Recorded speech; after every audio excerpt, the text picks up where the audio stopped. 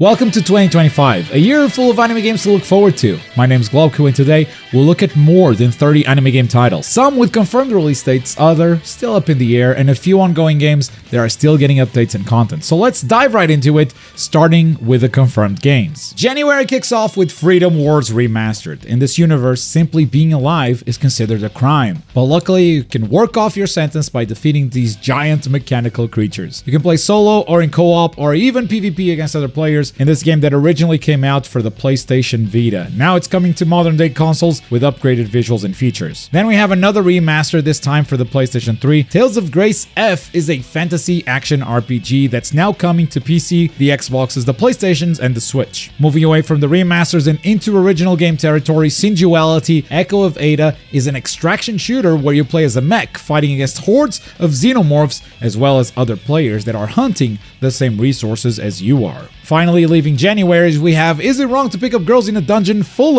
of Water and Light? A mouthful of a name that takes longer to say than it does to explain, because it's a visual novel with some side-scrolling combat. Kinda reminds me of that slime game. At the same time, the Yu-Gi-Oh! Early Days collection comes out, a total of 14 classic Yu-Gi-Oh! Games, all packed neatly into a single collection, complete with online play on a few of them and some bonus quality of life features. On to March we go, where we got one of the biggest anime game releases of the year, Bleach Rebirth of Souls. It's looking like a really promising fighting game paired up with an incredible look and a cinematic story mode that not only covers a lot of the Bleach story, but also tells an original story on top of that. I cannot wait.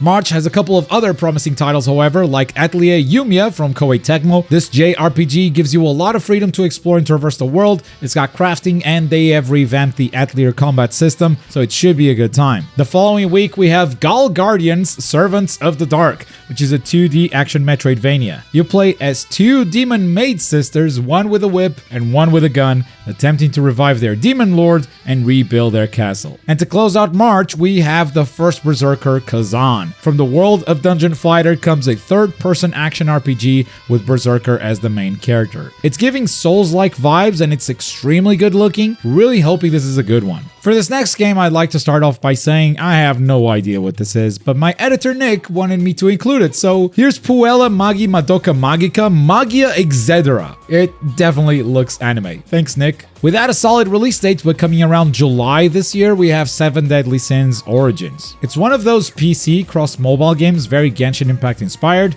I've been looking forward to this one for a while, but honestly at this point, so many Genshin clones have come out that it looks less and less impressive with each day that goes by. Still, I'm happy to give it a shot, and this might finally be the year it comes out. And also, without a solid release date, we have Hunter x Hunter Nen Impact. They say it's coming out this summer, and that's as close as we'll get to a release window for now. The game looks extremely low budget and janky, but I wouldn't underestimate it given it's being developed by Aiding. It's coming out with rollback netcode as well. It looks jank, but it might be fire. We will see. And closing out this section, we have Trails in the Sky First Chapter, which is a full remake of the first chapter of the 2004 JRPG. This is the game that started the Trails series, and this remake is their attempt at grabbing some new fans. And that's all the games with an actual release date, but a lot of games are also claiming they will release sometime in 2025, we just don't know when exactly. And I'll kick this category off with a few Genshin Impact clones because we are getting a lot of those this year. Azure Promelia is the only one with an actual release date, coming out in January already. But then we have Neverness to Everness and Arknight's Endfield. And out of all the Genshin clones this year, I'd say Ananta is looking like the most promising one, but their release date might still be far off. Another mobile cross-PC game coming out this year is The Hidden Ones, previously known as Hitori no Shita the Outcast. I have actually played this game already, I'll make a video on it soon, I promise, but the combat kind of feels like a very simplified version of Sifu. Like it has the impact and sound design of Sifu, but not the mechanical depth. That has advantages and disadvantages, I guess, but the game is complete with challenging boss fights and online PvP. This is a game to keep an eye out for. Fate Extra is getting remade from the PSP. Fate Extra Record keeps the original's exploration gameplay, but has made some changes to the combat, and of course, it has revamped visuals significantly. Another year, another Dragon Ball game. This time it's also a mobile cross-PC game, and it is a MOBA. For now, it is known as Project Multi, but it is expected to release in 2025. After playing the closed alpha, I am very excited to see how this game evolves. Today, I learned what Space Cobra is, and I think that intro slaps, and it seems like it also has a game coming out. It is a 2D action platformer. It certainly looks budget, but the soundtrack kinda has its hooks on me. Next, we've we've got a crossover game between Ys and Trails in the Sky. It's called Alternative Saga. It's kind of like a Power Stone. It did come out in Japan back in 2010 for the PSP, and now 15 years later, it's coming over to the West and to the new consoles. 2025 is also the year of Demon Slayer Hinokami Chronicles 2. My personal favorite arena fighter of all time is getting a sequel. With a new story mode and characters that cover everything from the entertainment district all the way to the Hashira training arc, it isn't clear how much the base systems have changed, but as the year progresses, I'm sure we will learn more and more about it. Eden Zero is a game I cannot believe has no release date yet. Konami announced this ages ago, but it does sound like 2025 will finally be the release year for this action RPG. And because every time I bring this game up, people ask, why do those characters look like Fairy Tail? Well, it's because it's the same author, and yeah, he did pretty much reuse the character designs. 2025 is also seeing a new ambitious Pokemon game,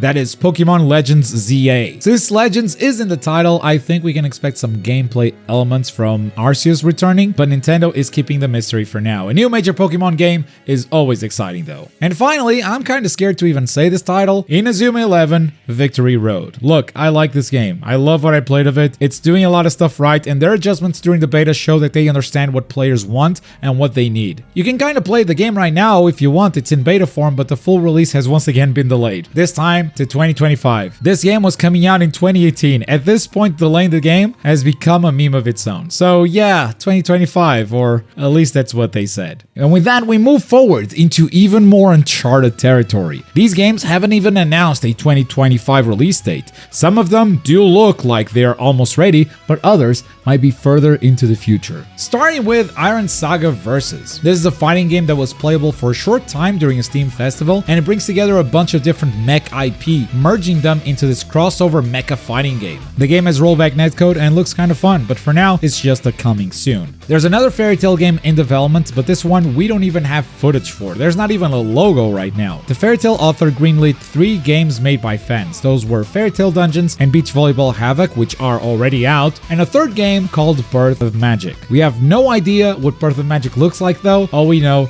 is that it's being made. And that's something that I can't even say for sure regarding Bleach Soul Resonance anymore. It's been a while since we've heard anything from this game. Maybe they have been strategically silent so they don't get drowned by the Rebirth of Souls marketing, or maybe something happened, I don't know. Regardless, it's got no release date yet either. Netmarble continues its streak of picking up underrated anime licenses and putting out mobile cross-PC games. This time, it's gonna be Shangri-La Frontier. We don't know many details beyond this cinematic trailer, but the game looks great already. And also slim on the details is the very first Kaiju number 8 game, aptly titled Kaiju number 8, the game. Yeah, it also looks great, but it also looks like another one of those. I think we kind of know what to expect at this point. Closing out this video, let's talk about some ongoing games. These are games that are getting DLC throughout 2025, or have at least announced plans to do so. I'm gonna be skipping a few games here, for instance, a lot of mobile games like Solo Leveling, One Punch Man, Bleach Brave Souls, Dragon Ball Legends, and also what we call the Hoyoverse with games like Genshin Impact, Honkai Star Rail, Endless Zone Zero, and even the clones like Wuthering Waves. These are games that were built to last. You know they're getting updated, sometimes significantly, other times it's just, here's a banner, I guess. So I'm skipping all of those because I feel like they are a known quantity. Naruto to Boruto Shinobi Striker has one more character left this season, and they have also promised us custom lobbies. We might be near its end, but it's still gonna see updates in 2025. Dragon Ball Xenoverse 2 is in the middle of its Future Saga season of updates. They released 2 bundles so far, with 2 more to go, and I am done calling it for Xenoverse 2. This game is gonna stay here forever. Now, for real, this has to be the last year. Dragon Ball Z Kakarot is coming back with Dragon Ball Daima DLC in 2025. I'm excited to jump back in. My Hero Ultra Rumble is showing no signs of slowing down, releasing a new character every 2 months or so, and they have promised that crossplay will finally be coming out soon. Death Note Killer Within is going to be adding a new role early this year, with more updates having leaked ahead of time, so this game seems like it's going to be here for a while. And Dragon Ball Sparking Zero, having released late last year, has yet to start its DLC cycle, but I know fans cannot wait for Beast Gohan to finally drop. Sword Art Online Fractured Daydream is well into its DLC cycle at this point. I believe Season 2 is about to begin, and so is the next season of Grand Blue Fantasy vs. Rising, which we know is going to be kicked off by Sandalphon, but we don't know much beyond that point, so stay tuned for news. And to close out today's video, Guilty Gear Strive is not only continuing its DLC plans, where eventually they will be releasing a character from Cyberpunk Edge Runners, they are also putting the game out on Nintendo Switch. Best of luck to you guys. And I think that's it for anime games in 2025. We're currently not sure if games like Jujutsu Jujutsu Kaisen Curse Clash, Dragon Ball The Breakers, or even Naruto Storm Connections are still getting updated this year. If they are, I don't think they have anything announced, but if anything happens, we'll be here to cover it. But go ahead and let me know in the comments which games I missed this year, because I know there's always a couple. And for the Anime Game Awards 2024, check out this video right here. Thanks for watching. Bye.